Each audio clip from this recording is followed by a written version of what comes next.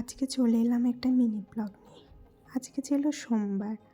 তো সোমবারটা আমি নিরামিষ খাই, কারণ আমার ছেলের জন্মবার আর আমাদের বাড়িতে শিবলিঙ্গ আছে। তাই চেষ্টা করি সোমবারটা মানার। বর বাড়ি আসলে ওর জন্য মাছ টাছ করে দিতে হয়, তো ওর মাছটা করে টোরে তারপরে আমি আমারটা বসালাম। আর বর বাড়ি না থাকলে ওই সময় ছেলের জন্যও করে নিই, একসাথে সবারটাই নিরামিষই করে নিই। সেদিনকে আর কোনো আঁশ করি না। এবার বাইরের থেকে আসে অনেক দিন পর, আর শনিবারটাও আমাদের মানা হয়, তাই জন্য সোমবারটা আমি একাই মানি এখন যতদিন আছে।